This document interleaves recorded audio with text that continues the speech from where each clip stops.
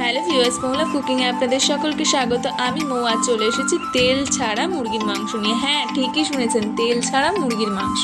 সকাল সকাল ভাই বাজারে গিয়ে দেশি মুরগির মাংস নিয়ে চলে এসেছে আর বললো আমাকে তেল ছাড়া করে দিতে হবে।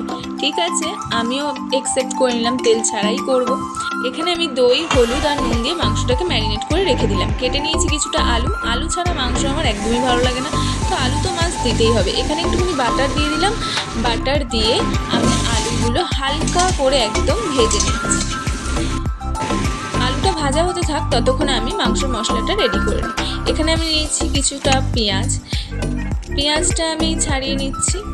এখানে আমি কিছুটা পেঁয়াজ বেটে নিয়েছি আর হাফ পেঁয়াজ আমি কুচিয়েও রেখেছি। নিয়ে নিয়েছি রসুনের ছোকলাগুলো ছাড়িয়ে বেটে রেখেছি। নিয়ে নিয়েছি টমেটোগুলোও কুচি কুচি করে কেটে রাখলাম। নিয়ে নিয়েছি আদাটা দিদা শিলে বেটে দিল। আদা লঙ্কা সব মশলাই শিলেই বাটা হয়েছে। মশলাগুলো বাটা হয়ে গেছে। এবারে আমি আলুটা একটু দেখে নিই যে ভাজা হয়ে গেছে কিনা। অলমোস্ট আলুটা ভাজা হয়ে গেছে। এবারে আমি আলুটা তুলে রাখছি। কিছু গোটা মশলা নিয়েছি যেগুলো আমি ফোড়নে দেব। কিছুটা বাটার দিয়ে দিলাম, অল্প পরিমাণের বাটার।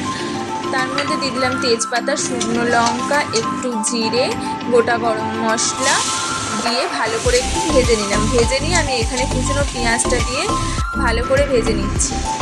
এবার দিয়ে দিলাম রসুন বাটা, পেঁয়াজ বাটা, দিয়ে দিচ্ছি আদা বাটা। এবার দিয়ে দিলাম লঙ্কা বাটা, দিয়ে দিচ্ছি নুন, হলুদ, কাশ্মীরি রেড চিলি পাউডার আর একটু ধনিয়ার গুঁড়ো দিয়েছিলাম, সেটা অফ ক্যামেরায় দিয়ে আমি মশলাটাকে ভালো করে কষিয়ে নিচ্ছি একটু জল দিয়ে। যেহেতু আমি তেল দেব না, তাই জন্য আমি একটু জল দিয়েই মশলাটাকে ভালো করে কষিয়ে নিচ্ছি, যাতে অল্প বাটারেই ভালোভাবে মশলাটা কষানো হয়ে যায়। দিয়ে দিয়েছি টমেটো কুচি। এবারে মশলাটা ভালো করে কষতে হবে। এবারে ম্যারিনেট করে রাখা মাংসটা মশলার মধ্যে আমি দিয়ে দিলাম। দিয়ে ভালো করে মাংসটাকে কষিয়ে নিচ্ছি। একটু চাপা দিয়ে দিলাম। দেখুন মাংস থেকে কতটা জল বেরিয়েছে। এবারে আমি এর মধ্যে ভেজে রাখা আলুগুলো দিয়ে দিলাম। দিয়ে আবারও করে মাংসর সাথে ভালো করে নেড়ে চেড়ে দিচ্ছি, যাতে ভালো করে মাংসটা কষানো হয়ে যায়।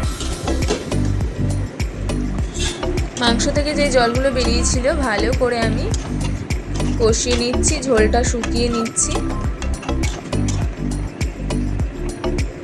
যত ভালো কষানো হবে তত কিন্তু খেতে ভালো লাগবে। আমি গ্যাসের ফ্লেমটা কমিয়েই মাংসটাকে কষিয়ে নিচ্ছি। দেখুন মাংস থেকে কিন্তু তেল ছাড়তে শুরু করেছে। দেখে মনেই হচ্ছে না যে আমি এটার মধ্যে একটুও তেল ইউজ করিনি। দেখুন কতটা পরিমাণে তেল বেরিয়েছে। কেউ বলবে এতে আমি তেল দেইনি। ভালো করে মাংসটা কষিয়ে নিচ্ছি। কষানো হয়ে গেলে এর মধ্যে আমি পরিমাণ মতন একটু জল দিয়ে দিলাম। আমি উষ্ণ গরম জল ইউজ করেছি। যতটা ঝোল রাখবেন ততটাই কিন্তু জল দেবেন। এর মধ্যে দিয়ে দিলাম আমি গরম মশলা বাটা। আমি বেটে দিয়েছি, কোনো গুঁড়ো ইউজ করিনি। এর মধ্যে ওপর থেকে দিয়ে দিলাম একটু ধনিয়া পাতা। আমি জাস্ট অল্প একটু ফ্লেভারের জন্য দিয়েছি, আপনারা চাইলে বেশিও দিতে পারেন। ব্যাস, তেল ছাড়া মাংস কিন্তু আমার একদম রেডি।